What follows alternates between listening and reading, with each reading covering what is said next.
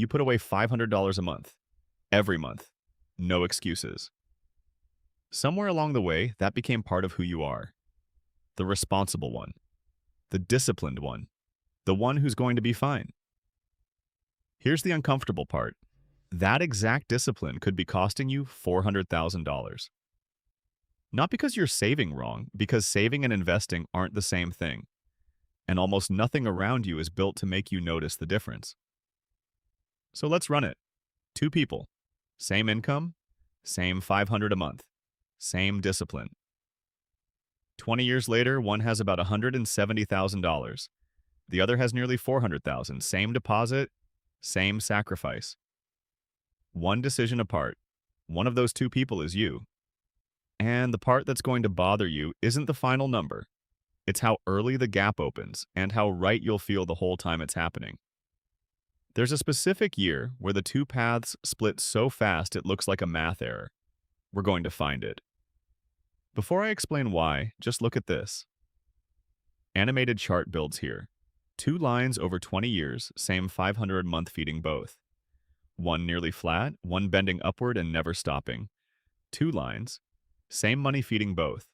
One grows in a straight line, the other bends, slow at first, then almost violent. Year one, they're $100 apart. $100. Nothing. By year 20, they're over $200,000 apart. Same money in. That's the whole video. Now here's why it happens. I've spent an embarrassing amount of time on one question. Why do the people who do everything right still end up behind? And the answer isn't about money habits. It's about one belief. Most of us were handed a definition of responsible before we ever earned a dollar. Don't be reckless. Keep a cushion. Watch the balance go up. I call it the discipline trap. And it's hard to escape. Not because you're lazy, because escaping means admitting something uncomfortable. The careful, responsible version of you, it's been quietly losing a race you didn't know you were in. That's the cruel part. By the time you can feel the gap, the most powerful years are already gone. Two people. Same income, same discipline. Both put away $500 a month for 20 years. $120,000 in dollar for dollar. Same sacrifice. But they believe different things about what money is for. Person A believes money is something you protect. So person A does the default thing. Paycheck lands? The bank offers a savings account right next to your checking? Done. High yield savings, 3.5%. I'm being generous, most pay less. Person B believes money is something you put to work. That choice isn't the default. Person B had to go looking. Open a brokerage account, pick a fund. Trust a curve they couldn't see yet. A broad S&P 500 index fund, about 10% a year since 1928 per NYU Stern. Nominal before inflation. We'll subtract inflation from both later. Same income, same discipline. One path is handed to you, the other you have to reach for. And be honest, you already know which one you've been. Same starting line. The finish line isn't close. For the first few years, the difference is almost invisible. Year one, person A has about $6,200. Person B, $6,300. $100. And that's the trap working exactly as designed. That $100 gap is real. You're not dumb for shrugging at it. The early numbers genuinely look like proof you made the right call. The discipline trap doesn't survive on a lie. It survives on a truth that expires. Year 3, the gap's about 1,000. Year 5, around 4,000. Still easy to ignore, but underneath, two different machines are running. The saver grows in a straight line. The investor grows on a curve. Curves are patient. They look like nothing early and like magic later. The rule of 72 shows you why. At 3.5%, your money doubles every 20 years. At 10%, every 7. Person B doubles nearly 3 times for every single time person A does. That one fact is the entire video. By year 7, something shifts. Person A's savings sits around 52,000. Respectable, you'd say. That word, respectable, is the anesthetic. Person B has crossed 62,000, and the gap is accelerating. Then between year 7 and 10, something almost unfair happens. Person B's account starts earning more in a year than person A saves in a year. Read that again. The investment throws off more than $6,000 a year, more than the $500 a month the saver is grinding to put in. That's the whole game. The people who pull ahead aren't out-earning everyone or out-saving everyone. They crossed the line where their money started doing the work. Person A is still depending on their paycheck to create almost all of their progress. Person B quietly switched sides. By year 10, person A has about 72,000. Person B has crossed 100,000, nearly 30,000 apart. Same paycheck, same discipline. One decision apart, and we're only halfway. This is where the math stops being interesting and starts being painful. Year 15, person A has about 120,000. Person B has crossed 210. A $90,000 gap, widening every month. Year 20, same 500 a month. Same 120,000 contributed by both.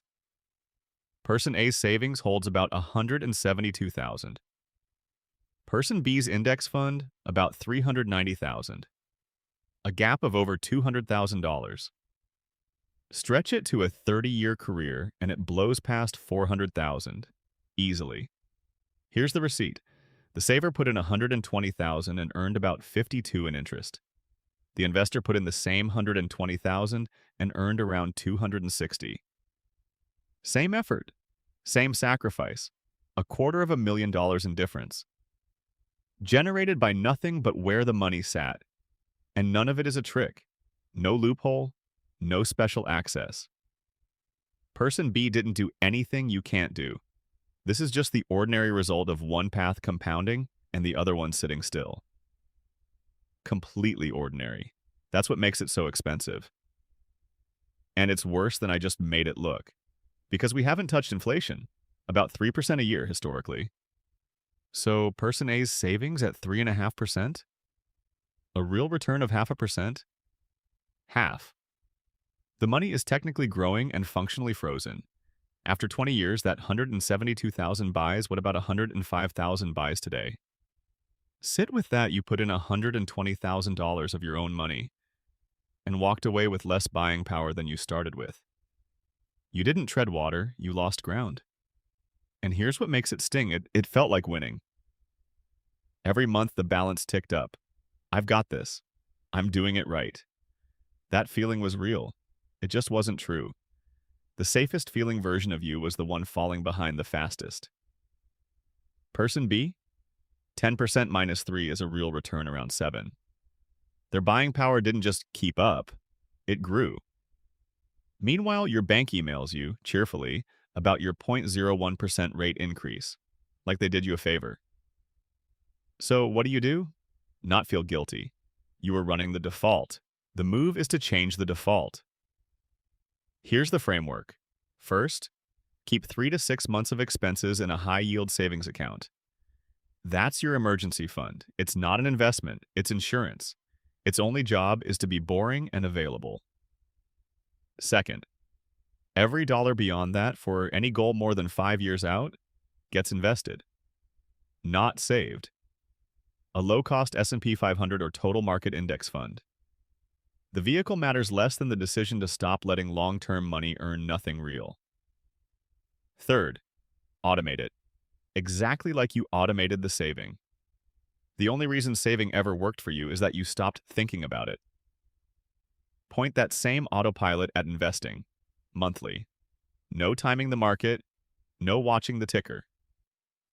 Fourth, the one everybody skips.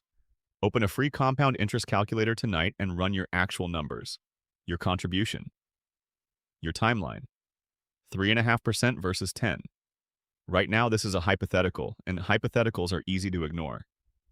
The second you see your gap, not person A's, yours, you can't unsee it. From this moment on, not running that math is a choice.